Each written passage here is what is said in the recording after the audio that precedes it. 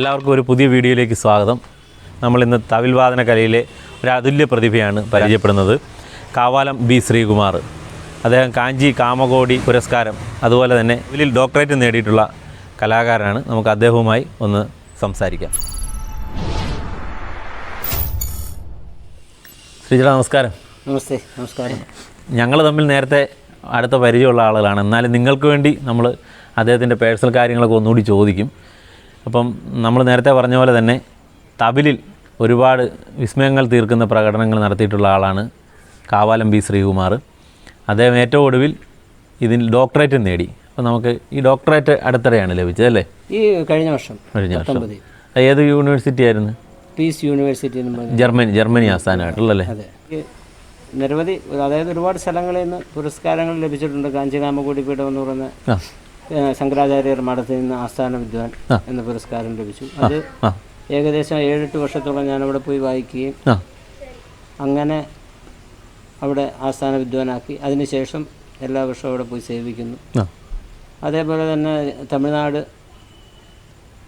ഈറോഡ്, സേലം അങ്ങനെ പറഞ്ഞ ഒരുപാട് സ്ഥലങ്ങളിൽ നിന്നും അവാർഡ് ലഭിച്ചിട്ടുണ്ട്. പിന്നെ കേരളത്തിനകത്തും പുറത്തും ആന്ധ്ര, തമിഴ്നാട്, പിന്നെ തിരുപ്പതി അങ്ങനെയൊക്കെയുള്ള എല്ലാ സ്ഥലങ്ങളിലും, അത് കാവാലത്ത് ജനിച്ചുകൊണ്ടാകാം, അങ്ങനെ പോയി നമുക്ക് വായിക്കാനായിട്ട് ദൈവയുടെ അനുഗ്രഹം.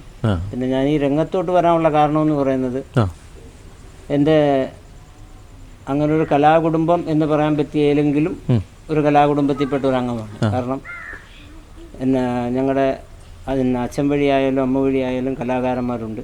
അച്ഛൻ്റെ അമ്മയുടെ പേരും? എൻ്റെ അച്ഛൻ്റെ പേര് ഭാസ്കരൻ പിള്ള. അച്ഛൻ്റെ സ്ഥലം അമ്പലപ്പുഴയാണ്. അമ്മ കാവാലത്തുകാരിയാണ്, സരസ്വതി അമ്മ.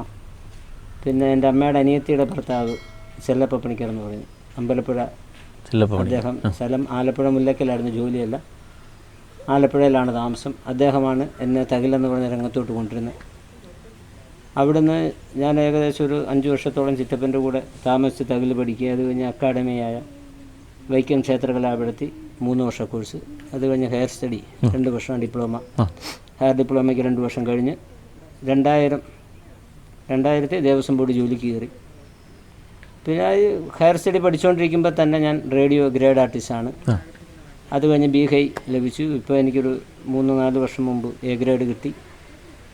അങ്ങനെ എന്താ പറയുക, ഈശ്വരൻ്റെ അനുഗ്രഹം, എൻ്റെ ഗുരുക്കന്മാരുടെ അനുഗ്രഹം, അമ്മ, അച്ഛൻ, അങ്ങനെ എല്ലാവരുടെയും, എൻ്റെ നമ്മുടെ നാട്ടുകാരും നമ്മളെ ഇഷ്ടപ്പെടുന്ന ഒരുപാട് പേരുണ്ട്. അവരുടെ എല്ലാ അനുഗ്രഹം കൊണ്ട് തന്നെയാണ്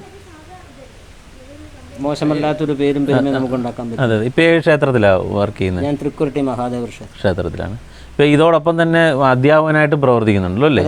ഉണ്ട്. ഞാൻ ക്ഷേത്രകലാപീഠത്തിൽ ഒരു 5 വർഷക്കാലം അധ്യാപകനായിട്ട് ജോലി ചെയ്തു. പിന്നെ അല്ലാതെ ഇപ്പം അവിടെ പഠിച്ചിറങ്ങുന്ന, അക്കാഡമി പഠിച്ചിറങ്ങുന്ന പിള്ളേർ ഒരുപാട് പേര് എൻ്റെ അടുത്ത് വന്ന് പഠിക്കുന്നുണ്ട്.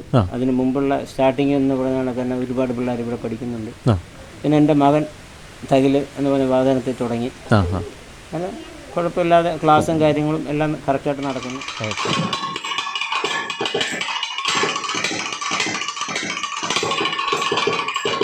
അദ്ദേഹത്തിന് ആദ്യമായിട്ട് തിരുവിതാംകൂർ ദേവസ്വം ബോർഡിൽ ജോലി ലഭിക്കുന്ന തിരുവല്ലയിലെ പാലിയക്കര സുബ്രഹ്മണ്യ സ്വാമി ക്ഷേത്രത്തിൻ്റെ തിരുമുറ്റത്താണ് നമ്മളിപ്പോൾ നിൽക്കുന്നത്. ആദ്യമായിട്ട് ഇവിടെയാണ് ജോലി ലഭിക്കുന്നത് അല്ലേ? 2000 ഇവിടെ ജോലിക്ക് വന്നു, 2004 വരെ. അതിനുശേഷം ഒരു 4 വർഷം കൂടെ ഇവിടെ ജോലി ചെയ്തു. അത് കഴിഞ്ഞിട്ടാണ് ഞാൻ കലാപീഠത്തിലോട്ട് പോകുന്നത്. കലാപീഠത്തിൽ പോയി തിരിച്ചു വന്നത് ഇവിടെ തന്നെ ആയിരുന്നു. അത് കഴിഞ്ഞിപ്പോൾ ഞാൻ തൃക്കുരട്ടി. ഈ ക്ഷേത്രത്തിൻ്റെ തൊട്ടടുത്ത് തന്നെയാണ് ഇപ്പോൾ അദ്ദേഹം താമസം. കാരണം ഇവിടെയുള്ള ഒരാളാണ് അദ്ദേഹത്തിൻ്റെ ജീവിത സഖി. അദ്ദേഹത്തെക്കുറിച്ചൊന്ന് പറയാമോ? അത് 2003 എൻ്റെ കല്യാണം. എൻ്റെ ഇതിൻ്റെ ചുറ്റുപാതൊക്കെ തന്നെയാണ് വീട്. ഇപ്പോൾ അവള് ഒരു ബാങ്കിൽ വർക്ക് ചെയ്യുന്നു. എന്നാ പറഞ്ഞാൽ 2 പിള്ളേരുണ്ട്. പ്രണയ വിവാഹമായിരുന്നു അല്ലേ? ഇല്ല, അങ്ങനെ ഒരു പ്രണയ വിവാഹം എന്ന് പറയാൻ പറ്റില്ല. ഞാൻ അവിടെ ആ കുട്ടിക്കൊരു കല്യാണാലോചന വരുന്ന കാലത്ത് എൻ്റെ കൂടെ ജോലി ചെയ്യുന്ന ഒരാളിങ്ങനെ എൻ്റെ അടുത്ത് ചോദിച്ചു, ശ്രീകുട്ട നല്ല കുട്ടിയല്ലേ, നോക്കല്ലോ, കല്യാണം ആലോചിക്കല്ലോ എന്ന് ചോദിച്ചു. അങ്ങനെ ആലോചിച്ചു. പിന്നെ നമ്മൾ ഈ തൊട്ട് ദേവസ്വത്തിൽ ജോലിയും അങ്ങനെ ഒരു കലാകാരനും കൂടെ ആയതുകൊണ്ട് ഏകദേശം പ്രണയം എന്നൊക്കെ പറഞ്ഞുകൊണ്ട് എല്ലാവരും ഒന്ന് സംസാരിച്ചു. യഥാർത്ഥം പറഞ്ഞാൽ പ്രണയമല്ല, പ്രണയിച്ചിട്ടില്ല. വിവാഹത്തിന് ശേഷമാണ് അത്രേ ഉള്ളൂ. ജീവിതത്തിൽ നമ്മൾ കല്യാണത്തിന് ശേഷം പ്രണയിച്ചു, അല്ലാതെ പ്രേമം അങ്ങനൊന്നും. അതെ അതെ. ശ്രീചേട്ടന് നമ്മൾ ഈ തകലിൻ്റെ രംഗത്ത് കേട്ടിരിക്കുന്ന ഒരുപാട് സ്നേഹം ഒരുപാട് ആവോളം ലഭിക്കുന്ന ഒരാളും കൂടെ, പ്രത്യേകിച്ച് ഈ ഡീലിറ്റ് ഇത് കിട്ടിയതിന് ശേഷം, ഈ ഡോക്ടറേറ്റ് കിട്ടിയതിന് ശേഷം ചങ്ങനാശ്ശേരി വെച്ച് വലിയൊരു പരിപാടി, അതായത് ചങ്ങനാശ്ശേരി പെരുന്ന ക്ഷേത്രത്തിൽ വെച്ച് വലിയൊരു സ്വീകരണവും പരിപാടികളൊക്കെ ഈ ശിഷ്യന്മാരുടെയും സുഹൃത്തുക്കളുടെ നേതൃത്വത്തിൽ നടന്നു. അത് എത്രത്തോളം ശിഷ്യന്മാരുണ്ട് ഈ രംഗത്ത്? എനിക്ക് ശിഷ്യന്മാർ നിരവധി ഉണ്ടെങ്കിലും അതിനേക്കാളുപരി നല്ല സുഹൃത്ത് ബന്ധം. ഇപ്പം എൻ്റെ കൂടെ പഠിക്കുന്നത് എന്ന് പറഞ്ഞാലും അവരാരും എൻ്റെ കൂടെ ആദ്യം മുതൽ പഠിക്കുന്നവരല്ല. അവരെല്ലാം അക്കാഡമി പഠിച്ചവർ ഒരുപാട് പിള്ളേരുണ്ട്. അതല്ലാതെ ആദ്യം തുടങ്ങിയ കുറച്ച് എൻ്റെ കൂടെ തന്നെ തുടങ്ങി അക്കാഡമിയിൽ പോയി പഠിച്ചിട്ട് വന്ന് വീണ്ടും എൻ്റെ കൂടെ തന്നെ നിൽക്കുന്ന അങ്ങനെ നിരവധി പിള്ളേരുണ്ട്. അതേ കണക്ക് തന്നെ ഒരു നല്ലൊരു സുഹൃത്ത് ബന്ധം എനിക്ക് ജീവിതത്തിൽ മറക്കാൻ പറ്റാത്ത ഏറ്റവും നല്ലൊരു ശക്തി എന്ന് പറഞ്ഞാൽ ഒരു ബന്ധം. ഇപ്പോൾ പെരുന്നാളായാലും ചങ്ങനാശ്ശേരി എന്ന് പറഞ്ഞു കഴിഞ്ഞാൽ അവിടെ നമുക്കത് അത്രയേറെ ഒരു ബന്ധമുണ്ട്. അപ്പം ഈ ഒരു ഡോക്ടറേറ്റ് എന്ന് പറഞ്ഞൊരു സംഭവം കേരളത്തിൽ തകലിനകത്ത് ആദ്യമായിട്ട് എനിക്കാണ് ലഭിച്ചത് എന്നും പറഞ്ഞുകൊണ്ട് അതിൻ്റെ പുറത്താണ് അവരെല്ലാവരും കൂടി ഞാൻ പോലും അറിഞ്ഞില്ലായിരുന്നു. തമ്പുരാട്ടിയുടെ അടുത്ത് ചെന്ന് തിരുവിതാംകൂർ തമ്പുരാട്ടിയുടെ ചെന്ന് അവിടെ ചെന്ന് അനുവാദം വാങ്ങി അങ്ങനെ സുവർണ മുദ്ര എന്നും പറഞ്ഞുകൊണ്ട് പുരസ്കാരം തരികയൊക്കെ ചെയ്തത്. അതങ്ങനെ അതും നമ്മുടെ ഒരു തകല് നാദസ്വര വിഭാഗങ്ങളിൽ വെച്ച് പണ്ട് അമ്പലപ്പുഴ ബ്രദേഴ്സ് അങ്ങനെയുള്ള അവർക്കൊക്കെ മാത്രമേ അങ്ങനെ തമ്പുരാട്ടി നേരിട്ടോ അല്ലെങ്കിൽ മഹാരാജാവ് നേരിട്ടോ കൊടുത്തിട്ടുള്ളൂ. അപ്പോൾ അതും ഒരു നമ്മുടെ ഒരു മുജന്മ പുണ്യമാകാം. അങ്ങനെ അവിടുന്ന് തന്നെ ആ കൈ കൊണ്ട് തന്നെ നമുക്കത് മേടിക്കാൻ പറ്റുക എന്ന് പറഞ്ഞാൽ വലിയൊരു ഭാഗ്യമാണ്. ഒരുപാട് പ്രസിദ്ധരായ തവിൽ അതുപോലെ തന്നെ നാദസ്വര കലാകാരന്മാർക്കൊപ്പം വേദികൾ പങ്കിടുവാനായിട്ട് ശ്രീചേട്ടൻ കഴിഞ്ഞിട്ടുണ്ട്. അതാരൊക്കെയാണെന്ന്? എൻ്റെ ആദ്യകാലം മുതലുള്ള ഒരുപാട് നാദസ്വരക്കാരുണ്ട്. അതായത് ഇന്നിപ്പോൾ അറിയപ്പെടുന്ന ഇപ്പോൾ നിലവിൽ ഞാൻ പോകുന്നതും ഏകദേശം 20-25 വർഷത്തോളം ഒരുമിച്ച് നടന്ന മരുത്തോരോട്ടം ബാബുച്ചേട്ടൻ, വൈക്കം ഷാജി, ആറന്മുള ശ്രീകുമാറിയേട്ടൻ, തുറവൂർ നാരായണപ്പണിക്കരാശൻ, പിന്നെ അതേ കണക്ക് തന്നെ ഹരിപ്പാട് മുരുകദാസ്.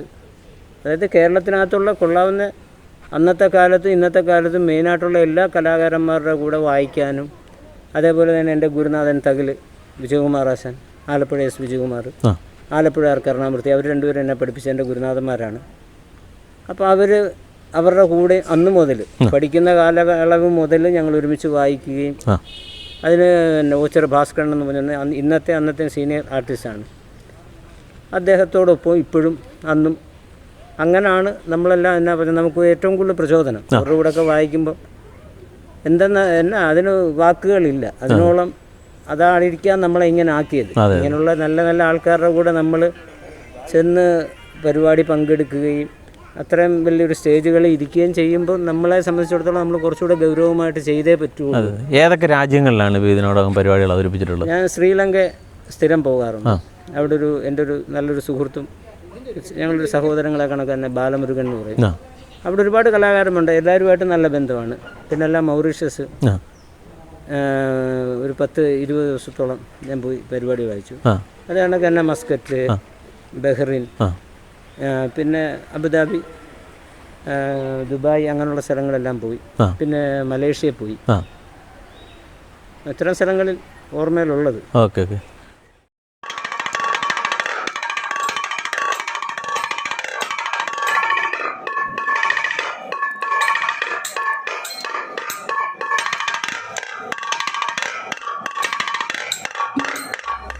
ഈ കലാലോകം ചെറുപ്രായത്തിൽ തന്നെ ശ്രീചേട്ടൻ ആവോളം അംഗീകാരങ്ങളും അനുമോദനങ്ങളും ഒക്കെ നൽകുന്നുണ്ട്. എന്നാൽ ജന്മനാടായ കാവാലത്ത് നടന്നൊരു പരിപാടിയിൽ മേളവാദ്യ കുലപതി ശ്രീ മട്ടന്നൂർ ശങ്കരൻകുട്ടിമാരാർ പറഞ്ഞത് ഞാനൊരിക്കലും ഓർക്കുന്നു. കാരണം ഇദ്ദേഹത്തിൻ്റെ കാലം ഇനി വരാനിരിക്കുന്നേ ഉള്ളൂ.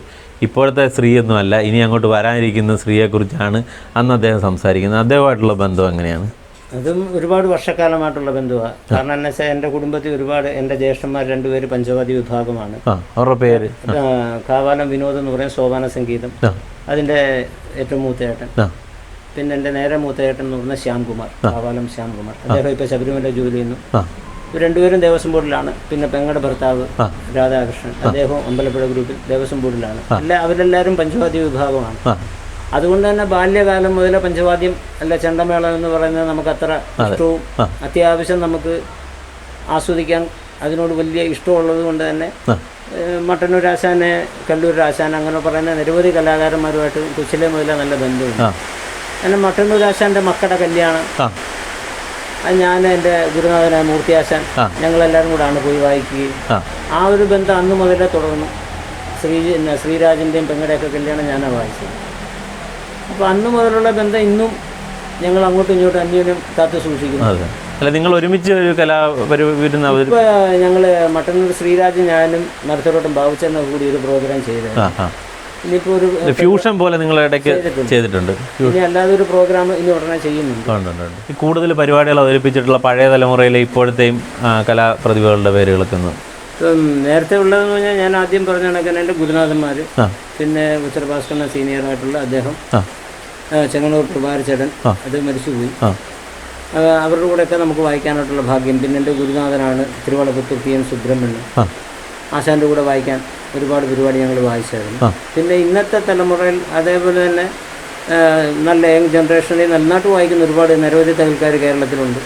അതിനകത്ത് മാവേലിക്കര കൃഷ്ണകുമാർ, അതേപോലെ തെരനാട് അനു വേണുഗോപാൽ, അതേപോലെ ഇത്തിത്തനം ബിജുരാജ്, പിന്നെ കുന്നന്താനം ബി ശ്രീകുമാർ, അങ്ങനെ നിരവധി തകൽക്കാർ കേരളത്തിലുണ്ട്.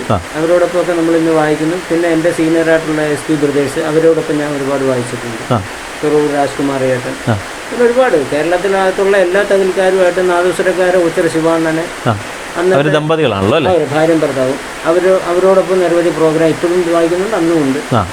പിന്നെ വെട്ടിക്കവല KN ശശികുമാർ ഏട്ടൻ, അദ്ദേഹം, എല്ലാ തിരുവിഴ ജയശങ്കർ ഏട്ടൻ, ചേർത്തല മനോജ് ശശി, പട്ടാഴി പ്രഭാത്, വൈക്കം സുമോദ്, തിരുവാർപ്പ് ഗണേശൻ, ഏറ്റുമാനൂർ ശ്രീകാന്ത്, അങ്ങനെ എൻ്റെ അനിയനായ കവാലം ഹരീഷ്.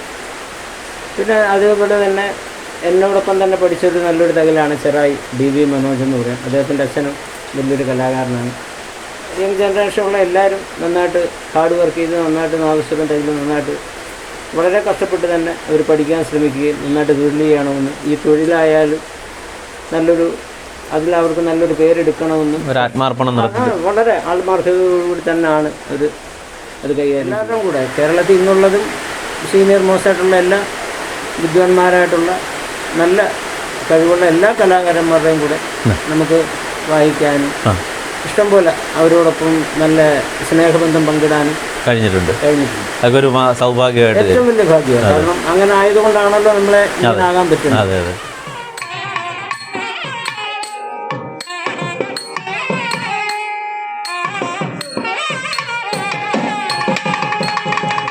കുറിച്ച് നേരത്തെ പറഞ്ഞു, കുട്ടികൾ എത്ര പേരാണ്? മോന് ഇപ്പോൾ 7ാം ക്ലാസ്സിൽ പഠിക്കും, അമൃത വിദ്യാലയം.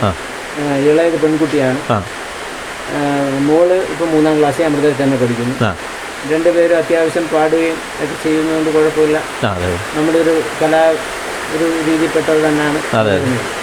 ഇതിപ്പം നമ്മളിപ്പം ഈ കലയെക്കുറിച്ച് നമ്മൾ ഒരുപാട് അറിവുള്ള ആളല്ല എങ്കിലും ഞാൻ ആസ്വദിക്കാറുണ്ട്. ഇനി ഇതിൻ്റെ അകത്ത് ചേട്ടൻ്റെ ഒരു ഭാവിയിൽ എന്തെങ്കിലും പ്രത്യേക പ്രോജക്റ്റുകളോ അല്ലെങ്കിൽ എന്തെങ്കിലും ഒരു സ്വപ്ന പദ്ധതി ആ രൂപത്തിൽ എന്തെങ്കിലും മനസ്സിൽ കണ്ടിട്ടുണ്ടോ?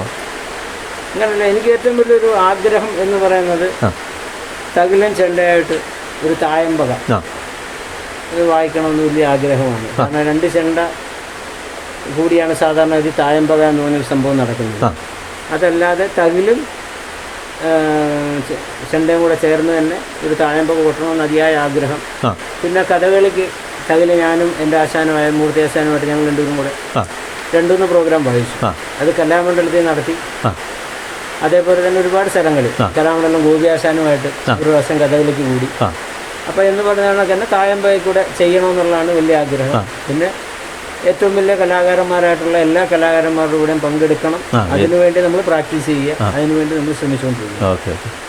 അപ്പോൾ നമ്മൾ അദ്ദേഹം ഈ തവിൽവാദ്യ കലയിൽ ഇനി ഒരുപാട് കാലങ്ങൾ മുന്നോട്ട് പോകാനുണ്ട്.